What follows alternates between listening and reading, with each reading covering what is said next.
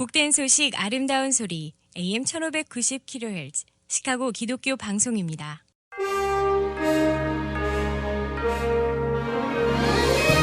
여러분 안녕하십니까? 7월 29일 수요일 KCBS 헤드라인 뉴스입니다.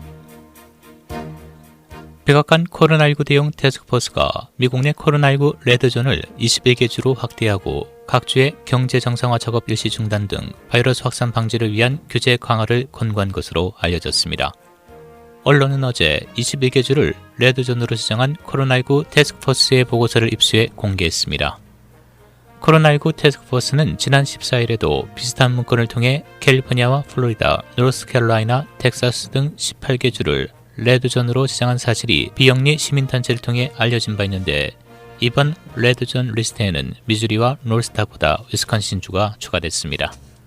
코로나19 태스크포스는 이 보고서를 통해 각 주별 코로나19 피해 상황과 더불어 추가 확산 방지를 위한 규제 강화를 공고했습니다. 앤서니 파우치 국립알러지 전염병 연구소장은 어제 언론에 출연해 트럼프 대통령이 리트윗한 파우치 소장이 많은 이슈에서 미국 대중을 오도했다는 주장에 대해 나는 어떤 상황에서도 대중을 오도하지 않았다는 입장을 밝혔습니다. 그는 그저 이 일은 내가 하는 일이라며 그것을 계속할 것이라고 부연했습니다.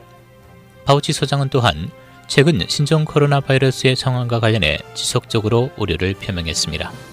현재 미국 내 신종 코로나 바이러스 누적 확진자 449만 8,887명, 사망자는 15만 2,358명을 기록하고 있습니다. 트럼프 대통령이 어제 백악관 코로나19 브리핑 중 껄끄러운 질문이 나오자 또다시 중도 퇴장했습니다.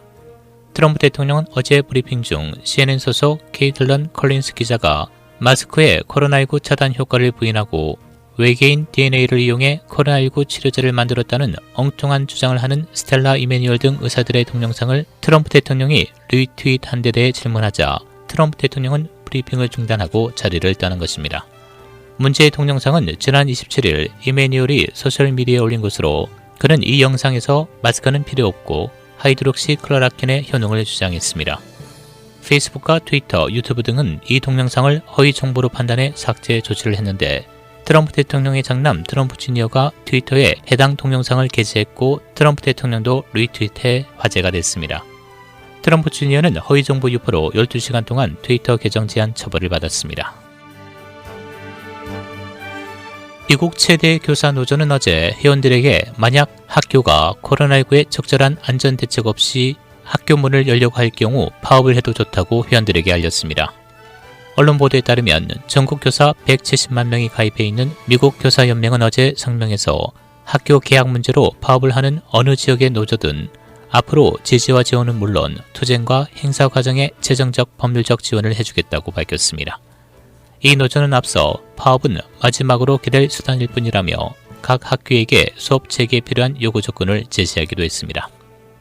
LA, 애틀란타, 휴스턴 등 최대 교육구들 가운데 일부는 이미 새 학기 개학을 하고 온라인 수업을 진행하고 있습니다. 시카고 교사연맹 지부는 시당국과 학교 개학 문제를 두고 충돌을 빚고 있는 가운데 어제 최악의 경우 수업 중단을 시행하겠다고 선언한 바 있습니다. 윌리엄 버하 법무장관은 어제 대통령과 가까운 이들이 특권을 누려서는 안 된다는 주장에 동의한다면서도 동시에 그들이 다른 사람들보다 더 가혹한 대우를 받아서도 안 된다고 말했습니다. 바 장관은 어제 하원 법사위 청문회 출석해 트럼프 대통령의 측근인 로저 스톤의 사면과 관련해 이같이 발언했습니다. 바 법무장관은 또 최근 오리건, 포틀랜드 등 전국적 폭동 시위와 관련해 폭도들이 합법 시위를 장악했다며 반인종차별 시위대를 진압하기 위한 연방요원 파견을 정당화했습니다. 아마존과 애플, 구글, 페이스북의 최고 경영자가 오늘 하원 반독점 청문회에 출석합니다. 이들은 시장 지배력을 무기화해 경쟁을 저해야 하고 소비자에게 피해를 안겼다는 하원의 비판에 맞서 자사 서비스가 일자리 창출과 미국인의 삶의 질 개선에 기여했다고 항변할 전망입니다. 페이스북과 구글, 아마존, 애플 CEO가 의회에서 함께 증언하는 것은 이번이 처음입니다. 알링턴 하이츠와 플랜필드 학군도 코로나 바이러스에 대한 완벽한 해결책 없이는 가을 학기에 대면 수업은 하지 않고 온라인 원격 수업만 한다고 발표했습니다. 당국자는 대면 수업에 대한 완전한 해결 방법이 없고 전체 학생과 교직원에게 100% 안전을 보장할 수 없기 때문에 온라인 원격 수업을 한다고 밝혔지만 학기 동안 많은 변화가 있을 수 있어 계획에 유연성을 가져야 한다고 덧붙였습니다. 로리 라이프 시카고 시장은 위스콘신주 외 미주리, 노스다코다, 네브라스카 등 3개 주에 대해서도 시카고를 방문하거나 그 주에 24시간 이상 머물고 시카고를 방문하는 경우 14일 동안 자가 격리를 해야 한다고 발표했습니다. 이들 주를 더하면 시카고에서 자가 격리를 해야 하는 주는 22개 주가 됩니다.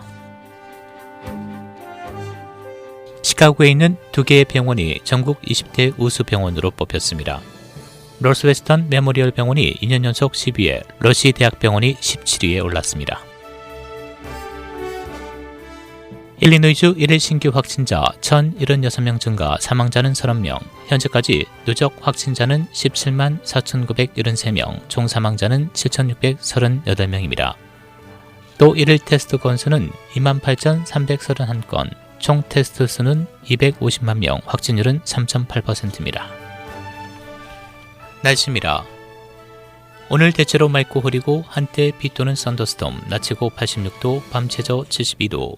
내일 대체로 흐리겠고 한때 맑은 지역 있겠습니다. 낮 최고 80도, 밤 최저 68도. 금요일 대체로 맑겠고 일부 구름 많은 지역 있겠습니다. 낮 최고 80도, 밤 최저 65도. 토요일 대체로 맑고 흐린 날씨 보이겠습니다. 낮 최고 83도, 밤 최저 66도입니다. 지금까지 진행의 박상준이었습니다.